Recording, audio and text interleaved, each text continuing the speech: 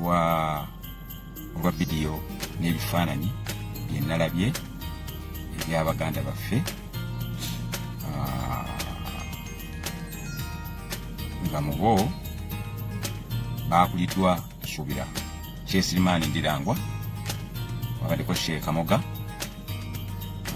wabaddeko Sheikh Abdu Kamlegeya Kyekibaate ne muganda Sheikh Hamidu Kateregga.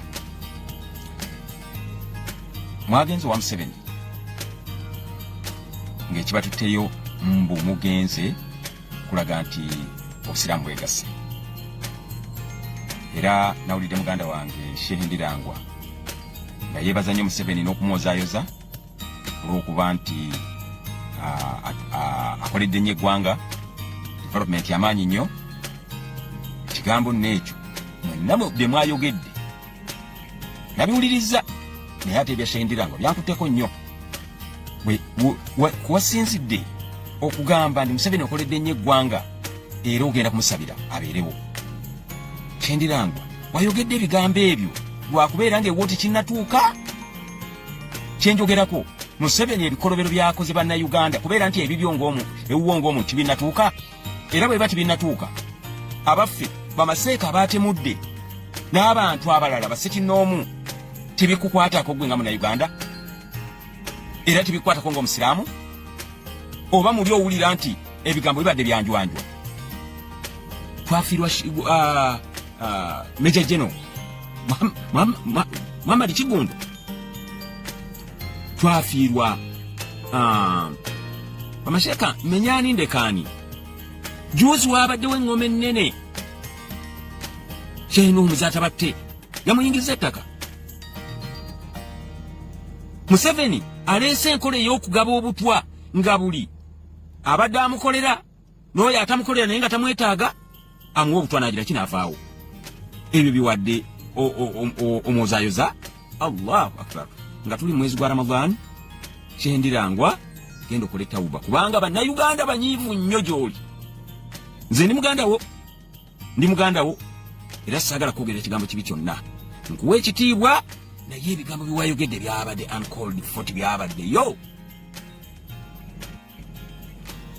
Kakati Sheikh Ndilangwa nga nkuvuddeko naye ng'ebigambo biwayogedde nkugambye byalese ennyiike ku mitima gy'abannayuganda, kumpi nga baagala nakuddayo balowooze engeri ki gye wava egindi ekibuli, nsonga ki ezaakujjayo, naye kati yonna sitwagala kugendayo. Wabula ekigambo ky'okubeera nti wawaanye Museveni nti alivelopinze eggwanga. Museveni alivelopinze eggwanga olw'okutunda ebintu byonna bye yasanga gavumenti ezaakola, naddala mukadde waffe Idi Amin gwayita embizzi buli ssaawa tamuva ku mumwa, byonna ng'abitunze. Kiwabadde omwebaza? Kiwadde omwebaza ekyo? Wabadde omwebaza kubeera nga juzi bwe twabadde mu kulonda bagundi bonna abadde bakubiriza okulonda Uganda yonna babadde ba sitan? Kiwadde omwebazaako? Wabadde omwebaza kubeera nti amalwaliro mu Uganda gonna agasse, kaakati ye buli gw'abayagadde gwawulira nga ye muntu alina obulamu obumatalinga abalala tebamatalinga, amuteeka ku nnyonyi n'amutwala, naye nga buli gwateeka ku nnyonyi ennyonyi agisasulira biliyoni namba n'okusoba. Tuyinawo okufa kwa gundi okwa Governor wa Bank of Uganda tumusiime Mutebire kwatute billions of money, sente zabadde zisobola okukola amalwaliro mayitirivu nnyo mu Uganda. Kaakati twakamala okulaba okufa kwa gundi okwolanya okwavuddeko ne Chief Justice okuvoola kabaka, yadde yeetonze naye bagamba nti gambo bbi wamwenga alisanga ku mwoyo. Biwadde omwebaza? Oba ne kabaka wadde wabulwa dda w'omuvolo kwegamba w'omukubira emisumaali n'oganda ako ogende weebaze Museveni olw'ebyatuusa ku gundi. Juzi tubadde mu kulonda, Kyagulanyi yakubye Museveni akalulu, Museveni naye n'asamaalirira. Museveni akalulu yakovatanize ne yeerangirira ku bwa president. He selected himself. Bannayuganda tebamulonze. okuva olwo abaana ba Uganda bonna naddala b'omu Buganda bonna abamalidde mu makomera. Segirinya ali mu kkomera ne munne.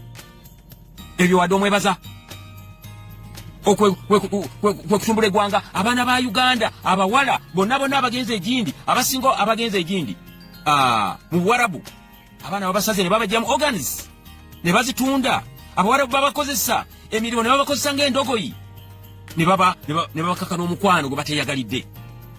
Ate bamala okufuna embuto nazo ne bazijjamu oluvannyuma ne zibaleetera emitawa. Abalala babasindikamu ebishaitwani amajini.